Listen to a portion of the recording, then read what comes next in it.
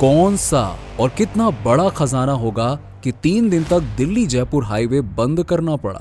पूरे 3 दिन तक दिल्ली जयपुर हाईवे पर आम लोगों पर प्रतिबंध लगाया और सिर्फ सेना के ट्रकों को ही इस पर जाने की अनुमति थी। पूरे आमेर में कर्फ्यू लगा हुआ था और किसी को भी देखते ही गोली मारने के आदेश। ये स्थिति किसी दंगे या फसाद की नहीं बल्कि कथित तौर पर मिले जयगढ़ किले के खजाने को छुपाने की थी। अब यूं तो भारत को सोने की चिड़िया कहते हैं, लेकिन इस सोने की चिड़िया को अलग अलग समय पर मुगलों ने लूटा। उसके बाद में अंग्रेजों ने यहाँ का खजाना पानी की तरह जहाज से भर भर कर इंग्लैंड में रानी की चरणों में भेजा। लेकिन अपना भारत तो भारत ही है। इसमें इतनी संपत्ति थी कि इतना सब कुछ होने के बाद भी यहाँ के राजघराने में अब भी इतनी ज्यादा संपत्ति छुपी हुई है कि अगर इसे ढूंढा जाए तो कई देशों की जीडीपी से ज्यादा बड़ी होगी। चलिए आपको सुनाते हैं एक ऐसे ही मशहूर राजघराने के खजाने की कहानी। इस खजाने के रहस्य को समझने के लिए करीबन 500 साल पूर्व चलते हैं। अब कहा जाता है कि अफगानिस्तान में विरोध और अशांति को रोकने के लिए अकबर ने राजा मानसिंह को अफगानिस्तान भेजा और राजा मानसिंह वहां से लौटते समय बेशुमार खजाना अपने साथ लाए और राजा राजपूत मानसिंह जो भी खजाना अफगानिस्तान से लेकर आए वो अकबर को ना देकर जयगढ़ के किले में छुपा दिया। अब इस बात का उल्लेख कई किताबों में भी मिलता है। अब आपको बता दें कि एक किताब लिखी गई थी जिसका नाम था हफ्त तिलिस्माते आम्बेरी। हिंदी में इसका मतलब होता है आमेर के 7 खजानों का रहस्य।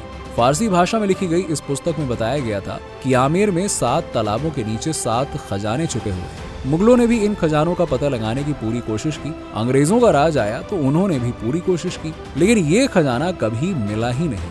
इसके बाद आपातकाल के समय भारत सरकार ने फिर से ये प्रयास शुरू कर दिए। इंदिरा गांधी के नेतृत्व में 1971 में पाकिस्तान को हराकर बांग्लादेश का निर्माण हुआ और पूरे विश्व और भारत में इंदिरा जी की जय जयकार हो रही थी। लेकिन ये लंबे समय तक नहीं चला।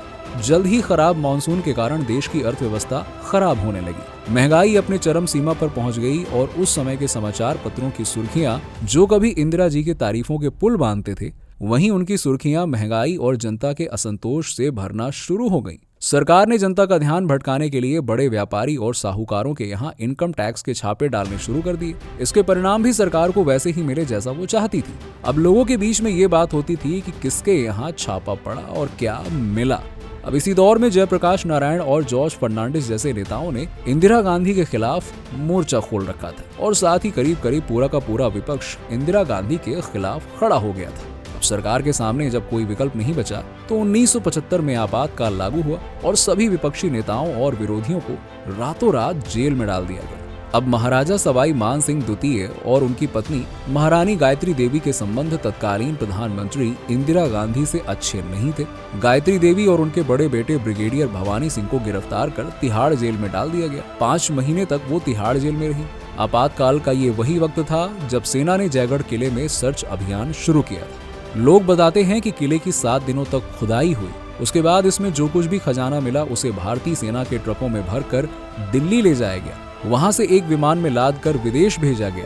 भारत सरकार ने आज तक इस बारे में कभी कोई बात नहीं की है, लेकिन माना जाता है कि जयपुर के जयगढ़ किले से करीबन 60 ट्रक सोने चांदी के जेवरात और सोने की सिल्लियां मिली। करीबन 3 दिन तक दिल्ली जयपुर हाईवे को ब्लॉक कर दिया गया था और इस हाईवे पर सिर्फ और सिर्फ सेना के ट्रक चलते थे। इस खजाने के बारे में पता करने के लिए कई सारी आरटीआई दाखिल हो गई, लेकिन सरकार की तरफ से कभी भी खजाने के बारे में कोई बात नहीं की गई। जब खजाने की बात देश के बाहर हमारे पड़ोस के मुल्क पाकिस्तान में पहुंची तो वहां की तत्कालीन पीएम भुट्टो ने 11 अगस्त 1976 को इंदिरा गांधी को खत लिखकर 1947 में हुए समझौते की याद दिलाते हुए प्राप्त खजाने का आधा हिस्सा मांग डाला। अब उस समय तो इंदिरा गांधी ने कोई जवाब नहीं दिया, लेकिन बाद में 1976 में इंदिरा गांधी ने पत्र लिखकर भुट्टो को जवाब दिया। उन्होंने कहा कि हमारी लीगल टीम से बात करने के बाद मैं आपको आश्वस्त करती हूँ कि भारत में मिले किसी भी खजाने का हिस्सा पाकिस्तान को देने के लिए हमारा देश बाध्य नहीं है और जयगढ़ किले में कोई खजाना मिला भी नहीं है तो आपको कोई दावा भी नहीं बनता है। अब सवाल ये है कि अगर सरकार को कोई खजाना नहीं मिला तो 3 दिनों तक हाईवे क्यों बंद रखा गया? कहाँ गया मानसिंह का अफगानिस्तान से लाया हुआ खजाना? बाद में खुद इंदिरा गांधी ने बताया कि वहां से कोई बड़ा खजाना नहीं मिला, सिर्फ 240 किलो चांदी मिली। अब कुछ लोगों के अनुसार वहां के खजाने को पहले दिल्ली और बाद में स्विट्जरलैंड ले जाया गया। वहां के कुछ जानकार ये कहते हैं कि खजाने को सवाई जयसिंह ने ही खोज लिया था और उसी से जयपुर शहर का निर्माण हुआ।